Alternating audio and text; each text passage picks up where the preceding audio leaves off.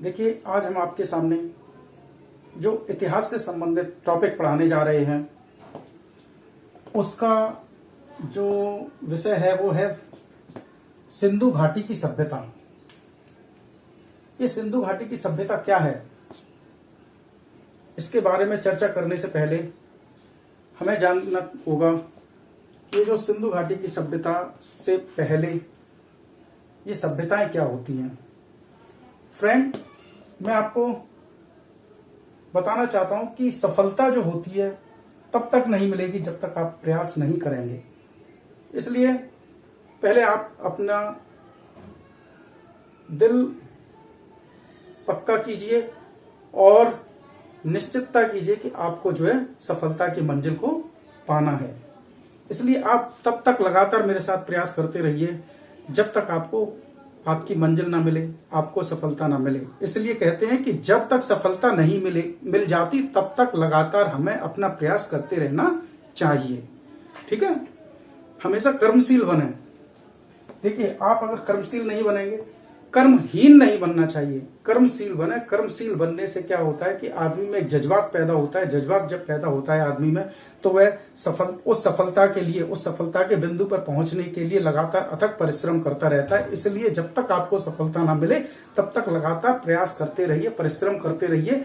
मैं आपके साथ हूं और आप बेफिक्र होकर जो मैं सब्जेक्ट यहाँ पर आपको पढ़ाता जाऊंगा, जो टॉपिक वाइज आपको पॉइंट यहाँ पर देता जाऊंगा, निश्चित रूप से आप एक न एक दिन किसी न किसी सिलेक्शन आप जो है प्राप्त करेंगे और सिलेक्ट होंगे। कहीं किसी न किसी एग्जाम में आप जो है जरूर सफल होंगे।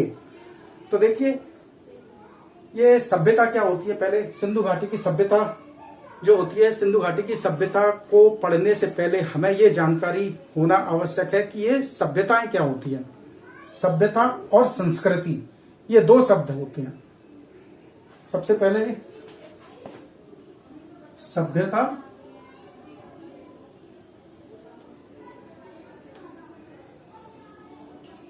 नंबर एक ये क्या, सभ्यता। और नंबर 2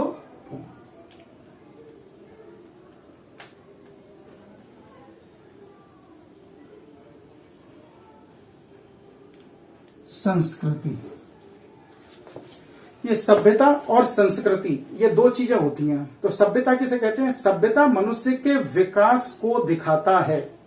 हमेशा ध्यान रखिए कि ये जो सभ्यता हमने जो बताया आपको, ये सभ्यता ये क्या है कि ये मनुष्य के विकास को दिखाता है। यानी मनुष्य किस तरीके से उसने अपना विकास किया, ये सारी बातें उसकी सभ्यता से मतलब जानकारी होती है। ठीक है, यानी हम कह सकते हैं उसमें कि मानव विकास का क्रमबद्ध जो तरीका होता है उसको हम जो है सभ्यता कहते हैं। यानी मानव का विकास जो धीमे धीमे विकसित होता चला गया, मानव वो एक सभ्यता के तहत विकसित हुआ था, तो इसको मानव विकास को ही हम सभ्यता कहते हैं। ठीक है, और संस्कृति क्या होती है?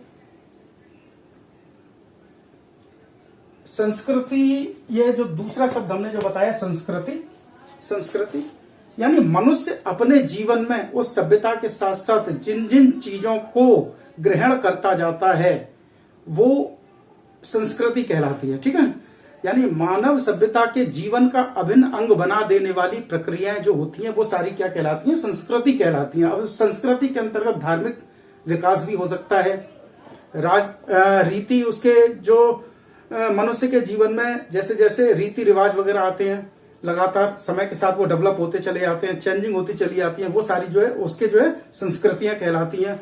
और धर्म के स्वरूप उसके अलग अलग भिन्न भिन्न त्योहार होते हैं, तो वो भी संस्कृति के तहत ही उसके आते हैं। उसका जो कल्चर होता है, अपना खुद का संस्कृति होती है, वो जो संस्कृति कहलाती है। उसकी जो वेशभूषाएं, यानी मनुष्य जो होता है विभिन्न प्रांतों में विभिन्न जगह पर अपनी अलग अलग तरीके की उसकी वेशभूषाएं जो होती हैं वो भी उसकी संस्कृति के तहत ही आती हैं। आप समझ में आ रहे होगा आपको कि उसकी संस्कृति, कल्चर, वेशभूषा, जीने की स्टाइल, ये सारी जो संस्कृति के तहत आती है। अब आप दोनों चीजों को आप समझ गए होंगे, सभ्यता क्या होती है और संस्कृति क्या होती है। सभ्यता जो होती है मानव विकास की जो धीमे धीमे जो परंपराएं चलती चली आती है, मनुष्य जिसके तहत विकसित होता है उसको तो सभ्यता बोलते हैं, और उस सभ्यता में जिन जिन चीजों को वो ग्रहण करता चला जाता है उसको उसकी संस्कृति कहते हैं। चाहे उसमें धार्मिक हो, राजनीतिक हो, या आप रीति रिवाज से संबंधित हो, उसको त्योहारों से संबंधित हो, उसके वेशभूषा से संबंधित हो, कुछ भी हो वो संस्कृति कहलाता है। ये हमको पहले जानकारी होना चाहिए।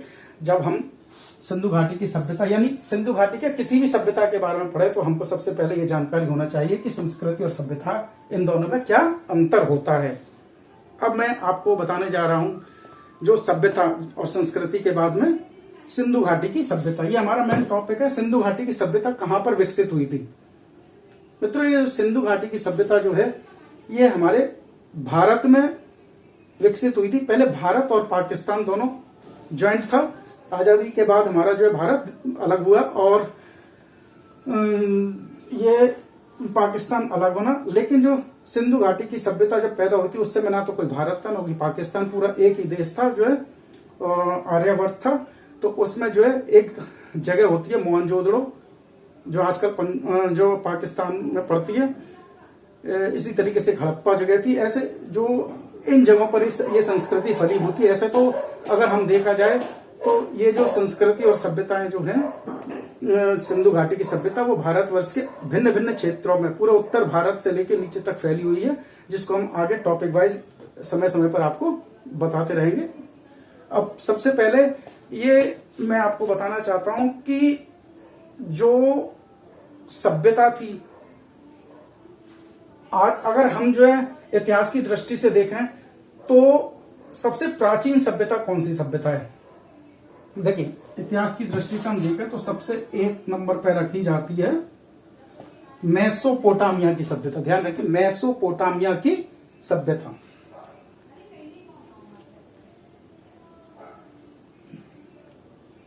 मेसोपोटामिया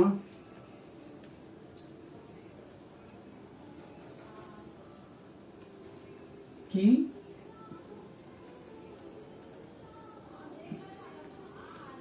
सभ्यता। ठीक है, कौन सी हो गई? पहली मेसोपोटामिया की सभ्यता। दूसरे नंबर पे जो आती है सबसे पुरानी जो सभ्यता है वो मेसोपोटामिया की सभ्यता है। और ये मेसोपोटामिया की सभ्यता, एक आपको मैं बात बताता हूं, जो मेसोपोटामिया की सभ्यता है ये सबसे प्राचीन सभ्यता मानी जाती है। ये लगभग 5 से 5,500 वर्ष पूर्व की सभ्यता मानी जाती है प्रमाणिक तौर पर अगर देखें तो। लेकिन अभी हाल ही में ये हमारा जो भारतवर्ष है इसमें एक कुनाल जगह हरियाणा में कौन सी जगह, ये याद रखिए, ये पॉइंट है, ये आपको हो सकता है ये आपके एग्जाम में ये पूछा जा सकता है कि कुनाल जगह हरियाणा एक जो जिला पड़ता है उसके अंदर एक कुनाल जगह है। और कुनाल में अभी कुछ मृदभांड पाए गए हैं। क्या पाए गए? मृदभांड पाए गए हैं। और उनको जब प्रमाणिक तौर पर उनका हमने जो है आकलन किया और समय का आकलन किया उनका, हमारे जो जितने भी इतिहासकार हैं उन्होंने उसका समय के अनुसार जो है आकलन किया तो पता चला कि वो लगभग 6,000 वर्ष से भी पूर्व के हैं। लगभग ये मान के चलिए 6,000 वर्ष के पूर्व के मृदभांड है।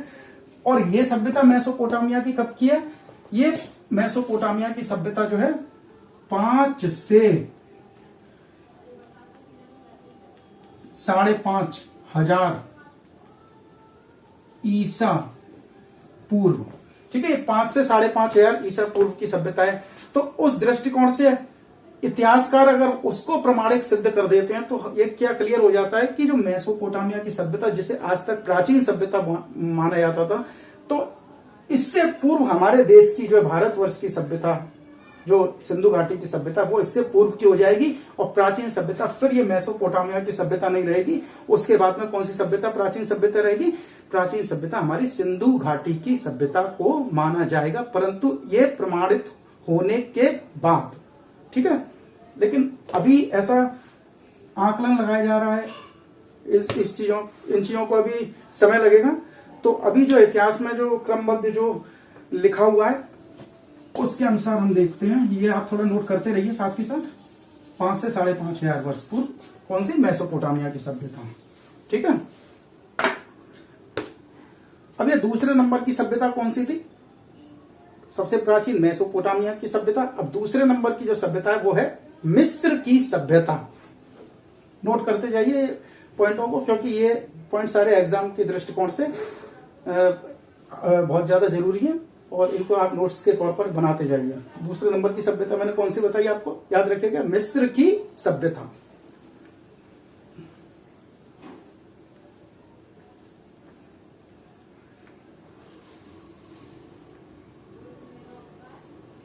मिस्र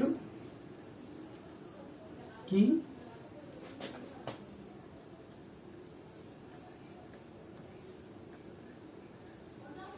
सभ्यता। ठीक है जी।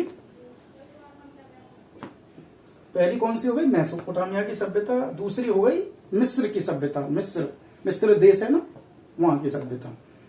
अब तीसरे नंबर पर जो आती है वो कौन सी सभ्यता है जिसके बारे में हम अब पढ़ेंगे? सिंधु घाटी की सभ्यता। ये जो है तीसरे नंबर पर सभ्यता मानी जाती है।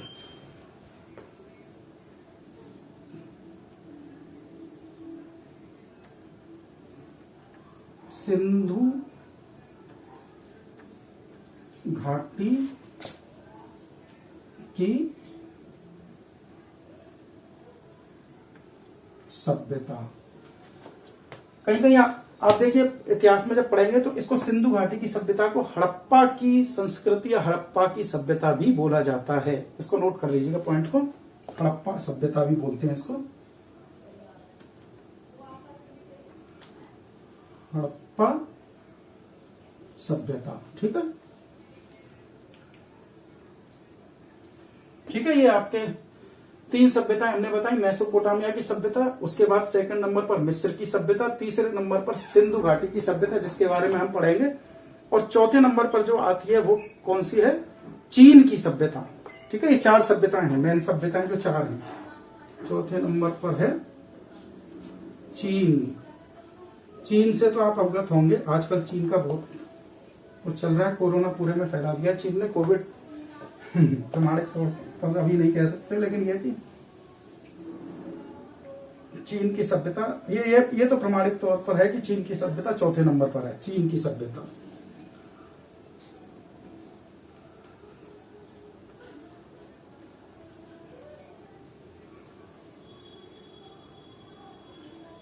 ठीक है, कौन कौन सी सभ्यता हो गई? मेसोपोटामिया, मिस्र की सभ्यता, सिंधु घाटी की सभ्यता जिसको हड़प्पा की सभ्यता भी बोल सकते हैं। ये भारत के परिप्रेक्ष्य में हम जो पढ़ेंगे वो सिंधु घाटी की सभ्यता के बारे में पढ़ेंगे। और चौथे नंबर पे जो हो गई वो हो गई चीन की सभ्यता। ठीक है, ये चार सभ्यता हैं। अब दोस्तों ये आप जान लीजिए, ये जो सभ्यताएं विकसित हुई थी, जो सभ्यताएं विकसित हुई थी, ये किसी ना किसी नदी के किनारे विकसित हुई थी। ऐसा क्यों?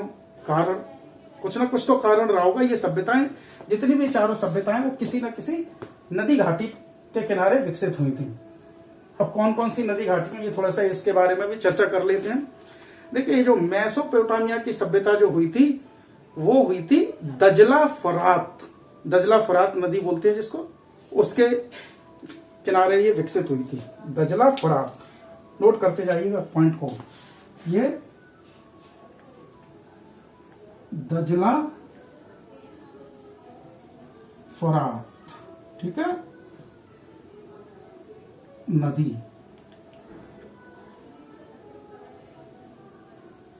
ये एक ही बार में मैं लिख देता हूं, ये नीचे ये नदियां ही हैं सारी, रेड पेन से मैंने लिख दिया आपको। मेसोपोटामिया की सभ्यता कहां हुई थी? दजला फरात नदी के पास। ठीक है, और दूसरी नंबर की मिस्र की सभ्यता। अब मिस्र की सभ्यता कहां पर हुई थी? क्योंकि आप जानते हो मिस्र में कौन सी नदी है? नील नदी है कि नहीं है? ठीक, उसी ध्यान रखिएगा। ये मिस्र की सभ्यता जो विकसित हुई थी वो नील नदी के किनारे विकसित हुई थी। नील नदी, ठीक है। पहली हो गई दजला फरात नदी के किनारे, दूसरी विकसित हुई थी मिस्र की सभ्यता नील नदी के किनारे, और तीसरी हमारी सिंधु, जैसा कि नाम से आपको जानकारी हो रही है। ये सिंधु घाटी की सभ्यता, सिंधु क्या है, पर्वतीय क्षेत्र से, हिमालय क्षेत्र से, हिमालय क्या आप चाइना से लगा दीजिए, चाइना से एक जो तिब्बत से जो नदी निकलती है, सिंधु नदी बोलते हैं उसको, इंडिया होते हुए इस तरीके से सीधा वो पाकिस्तान होते हुए जा रही है वर्तमान समय के परिप्रेक्ष्य में, लेकिन उस समय ऐसा कोई पाकिस्तान इंडिया अलग अलग नहीं था। तो जो तीसरी सभ्यता थी उस समय वो नदी थी, सिंधु नदी बोलते हैं उसको। तो वो ये सिंधु नदी के किनारे विकसित हुई थी सभ्यता। तो ये जो बोली जाती है सिंधु घाटी की सभ्यता, ये सिंधु नदी के किनारे विकसित हुई थी। ठीक है, ये नोट कर लीजिए पॉइंट।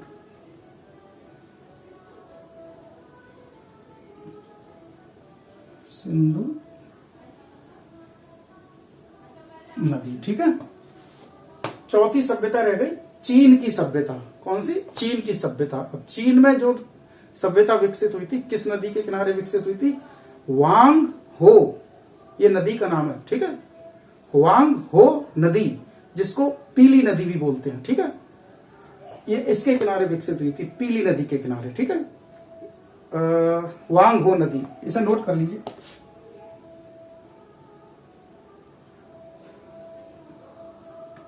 वांग हो नदी, इसको बोलते हैं पीली नदी। ठीक है, वांगो नदी का दूसरा नाम पीली नदी है। ठीक है, चीन की सभ्यता वांगो नदी के किनारे विकसित हुई थी। अब आप ये देखिए, ये जो नदी है,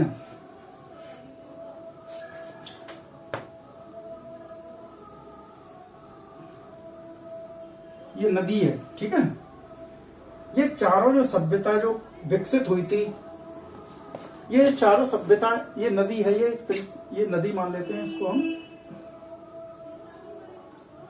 अब ये चारों सभ्यताएं, मेसोपोटामिया की, मिस्र की सभ्यता, सिंधु घाटी की सभ्यता, चीन की सभ्यता, ये नदियों के किनारे ही क्यों विकसित हुई थी, इसके बारे में अगर हम मनन करेंगे, इसके कारण के बारे में जानकारी हम अगर उसको प्राप्त करना चाहेंगे, तो आप ये जानते हो ये नदी के किनारे इस कारण विकसित हुई थी कि नदी एक परिवहन का साधन होता है। ठीक है, सबसे पहला कारण क्या था? सबसे पहला कारण था परिवहन की दृष्टिकोण से, परिवहन। ठीक है, दूसरा कारण परिवहन यानी यातायात, जो एक तरीके से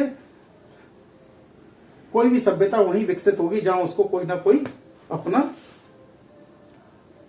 लाभ मिलेगा, सुविधाएं मिलेंगी।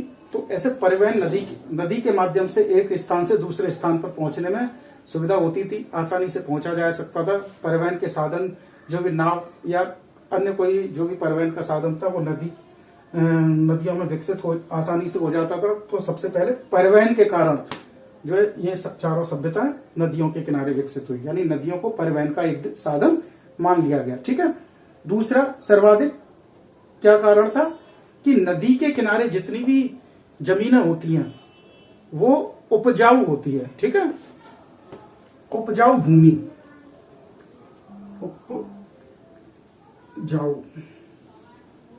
उपजाऊ सर्वाधिक उपजाऊ होती है ये भूमियां जो होती है ना। पहला कारण परिवहन, दूसरा उपजाऊ, सर्वाधिक उपजाऊ। ठीक है, कि यानी जो नदी के किनारे होते हैं वो अन्य जगहों की अपेक्षा अधिक से अधिक उपजाऊ होते हैं। ठीक है, तो जहां उपजाऊ होगा वहीं कोई ना कोई कल्चर पैदा होगा, वहीं सभ्यताएं विकसित होंगी। चूंकि उपजाऊ होने के कारण वहां फसलें, विभिन्न प्रकार की फसलें, खाने पीने का आइटम, जो भी जौ, चना, गेहूं आदि जहां की जैसी स्थिति है उसके अनुरूप जो है पैदा किया जा सकता है। क्योंकि पैदा करने के लिए पानी का संसाधन होना आवश्यक है। पहले इतने संसाधन नहीं होते थे, जो भी होते थे सभी नदी वगैरह पर निर्भर होते थे, जो भी मनुष्य होता था। तो इसलिए जो जितनी सभ्यताएं विकसित हुई थी वो नदियों के किनारे विकसित हुई थी। कारण परिवहन का, नंबर 1 का कारण परिवहन सुचारू रूप से उपलब्ध हो जाता था नदियों के माध्यम से। दूसरा, वो जमीन सर्वाधिक उपजाऊ होती थी। तीसरा, उस जगह पर कृषि उपयोगी भूमि अधिक से अधिक पाई जाती थी। जो जगह उपजाऊ होगी वो कृषि के योग्य होगी। ठीक है, कृषि योग्य भूमि। ठीक है, इन जगह उपजाऊ हो गई क्या, कृषि योग्य भूमि। तीसरे नंबर पर हम लिख सकते हैं कृषि योग्य भूमि। ठीक है, परिवहन, उपजाऊ और कृषि योग्य भूमि। अब चौथा जो हम कर सकते हैं वो क्या है, आर्थिक समानता। इस जगह क्या होता है कि जब जमीन उपजाऊ होती है, कृषि योग्य भूमि होती है, परिवहन के साधन उपलब्ध होते हैं, तो ऐसी जगहों की क्या होता है कि अर्थव्यवस्था अच्छी बनती चली जाती है। ठीक है, आर्थिक रूप से वो स्थान ऑटोमेटिकली पनपने लगता है। ठीक है, तो आर्थिक संपदा ऐसी जगह पर बढ़ती है, आर्थिक संपन्नताएं बढ़ती हैं। इस तरीके से आप कह सकते हैं कि आर्थिक रूप से संपन्नताएं भी ऐसी जगह पर, ऐसे नदियों के किनारे सभ्यताएं इसलिए विकसित हुई कि वहां पर आर्थिक संपदाएं, आर्थिक संपन्नताएं ये भी बढ़ी। ठीक है, परिवहन, उपजाऊ, कृषि योग्य भूमि। तो इस चीज को आप जरा नोट करते चले जाइएगा। और इसके बाद में ये हमने आपको चारों सभ्यताओं के बारे में बता दिया। सिंधु घाटी की सभ्यता को पढ़ाने से पूर्व उसका जो सभ्यताएं हैं, कौन कौन से हमारे विश्व में सभ्यताएं हैं, उसको जानकारी होना जरूरी था। और सभ्यताएं विकसित नदियों के किनारे हुई, क्यों हुई, इसका क्या कारण था, ये जब तक जानकारी नहीं होती तब तक हम जो है सिंधु घाटी के सभ्यता के बारे में पूरा डिटेल से ठीक से नहीं पढ़ पाते। तो ये पार्ट 1 में मैं आज ये सिंधु घाटी की सभ्यता से पूर्व ये चारों सभ्यताओं को मैंने आपको डिटेल में कवर किया है। तो इसको आप जो पढ़ते रहिए और इसमें जो है आप इसको क्रमबद्ध नोट करते हुए अपने एग्जाम के दृष्टिकोण से सारे पॉइंटों को नोट करिए। मैं जो आपको पढ़ाऊंगा उससे एक भी क्वेश्चन बाहर से नहीं आएगा। आप जो है ईमानदारी के साथ इसे पढ़ते रहिए। ये निश्चित रूप से आप किसी न किसी कंपटीशन को, किसी न किसी एग्जाम को निश्चित रूप से क्वालिफाई कर पाएंगे। तो इसी के साथ मैं ये पार्ट 1 को समाप्त करता हूं। आपसे गुजारिश है कि ये चैनल मेरा जो एंटायर वर्ड विद नवनीत है उसको आप सब्सक्राइब जरूर कर लें, लाइक कर लें, शेयर कर लें। अगर आप इसे सब्सक्राइब नहीं करेंगे तो मेरी जो नेक्स्ट वीडियो जो आएंगी लगातार, मैं लगातार वीडियो लगातार आपको समय समय पर देता रहूंगा, और तो वो वीडियो बिना सब्सक्राइब किए आपको प्राप्त नहीं हो पाएंगी। इसलिए मैं चाहता हूं कि आप इन सब सब्जेक्ट्स को पढ़ने के लिए, विषयों को पढ़ने के लिए इस चैनल को सब्सक्राइब जरूर करें। सब्सक्राइब करने पर ही आपको ये आगे सारी वीडियो प्राप्त होती रहेंगी। और इन्हीं शुभकामनाओं के साथ में मैं आपसे विदा लेता हूं। ठीक है, थैंक यू, जय हिंद।